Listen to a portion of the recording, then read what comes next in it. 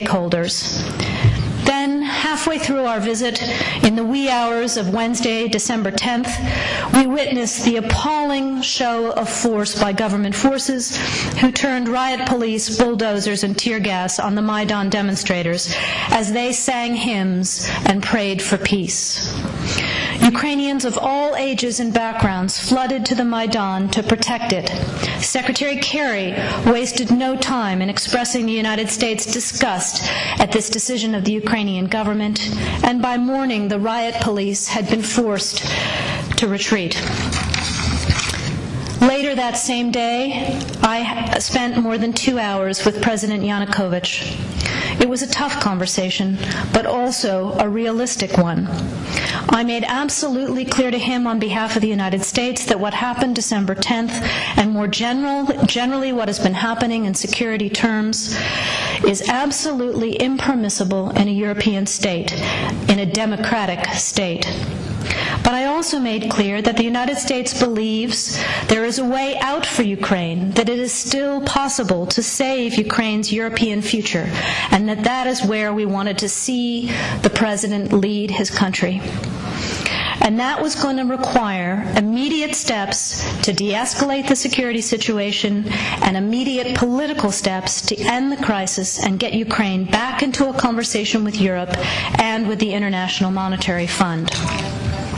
As you all know, and as I'm sure you just heard from Anders and other colleagues, Ukraine's economy is in a dire state, having been in recession for more than a year and with less than 3 months' worth of foreign currency reserves in place. The reforms that the IMF insists on are necessary for the long-term economic health of the country. A new deal with the IMF would also send a positive signal to private markets and would increase foreign direct investment that is so urgently needed in Ukraine.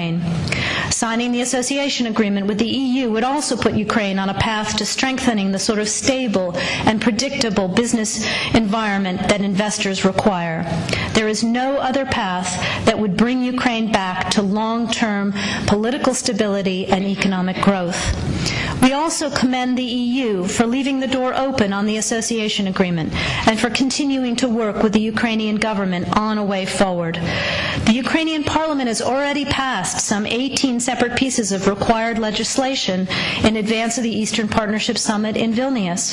Although that was a missed opportunity, it would be a huge shame to see 5 years' worth of work and preparation go to waste if the AA is not signed in the near future. So it is time to finish the job. As Vice President Biden said in remarks last night, President Yanukovych has a choice. He can choose the path that leads to division and isolation, or he can take a leap and take immediate, tangible steps to defuse his country's crisis and start a genuine dialogue with the opposition and agree on a path that returns Ukraine to economic and political health. While these are challenging times in many ways, we also can't lose sight of the fact that this is a time for great optimism as well. You only have to be on the Maidan to feel the energy, to feel the hope of Ukrainians coursing through the center of Kyiv and across the country. People are engaging because they know they have a stake in the future of their country. We see energy, we see optimism that simply didn't exist in Ukraine 20 years ago. People are of all ages, of all classes, of all walks of life, are taking ownership of their future and coming out into the streets to demand a European future. They're doing so peacefully, with great courage, and with enormous personal restraint. Since Ukraine's independence in 1991, the United States has supported Ukrainians as they build democratic skills and institutions, as they promote civic participation and good governance, all of which are preconditions for Ukraine to achieve its European aspirations. We've invested over $5 billion to assist Ukraine in these and other goals that will ensure a secure and prosperous and democratic Ukraine.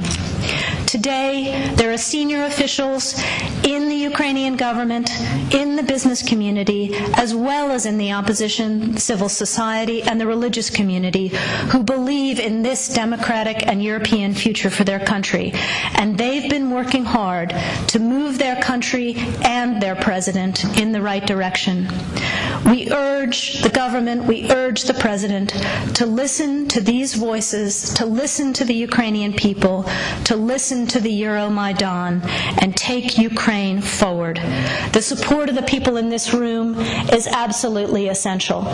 We thank you for all you are doing. We thank you for your partnership all these years, and we look forward to continuing to stand shoulder to shoulder with you as we take Ukraine into the future that it deserves. Thank you very much for the time today.